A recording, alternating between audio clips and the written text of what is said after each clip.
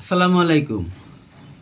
বর্তমান ফাটাকিষ্ট বাংলাদেশের হাসনাত আবদুল্লাহ উনি বারবারই একই কথা বলে আসতেছেন যে দুর্নীতির বিপক্ষে আমরা কাজ করব, দুর্নীতিকে জিরো টলারেন্স, কোনো দুর্নীতির মানে পাত্তা দেওয়া হবে না, প্রশ্রয় দেওয়া হবে না। কেউ যদি চাঁদা তুলতে আসে আর কেউ যদি দেয়, দুইজনেরই সমানভাবে অপরাধী, তাই দুইজনেরই বিচার করা হবে।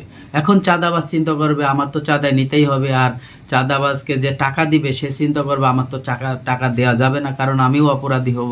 তাই দুইজনের মধ্যে একটু দ্বন্দ্ব কোনো কোনো জায়গায় সৃষ্টি হচ্ছে, এরকমের অনেক জায়গায় দেখা যাচ্ছে। কিন্তু সরকারি কিছু দপ্তরে এই ধরনের ঘটনা ঘটতেছে। যারা সরকারি কর্মকর্তা আছে, কর্মচারী আছে, যারা কর্মকর্তা, বিশেষ করে বড় বড় অফিসার লেভেলে যারা দুর্নীতি করতেছে, যাদের দুর্নীতিগুলো আমরা দেখতে পাই না, যাদের দুর্নীতিগুলো আমরা দেখতে পাই, তাদের কেন বিচার হয় না?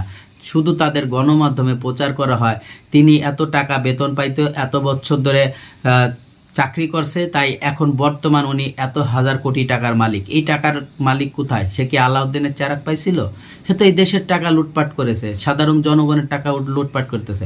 সরকারি একটা পাসপোর্ট করতে গেলে সাধারণত সরকারিকে ফি দিতে হয় 5,700 টাকা বা 600 টাকা, 6,600 টাকা, একটা ম্যাথ অনুযায়ী একটা ফিক্সড করা আছে।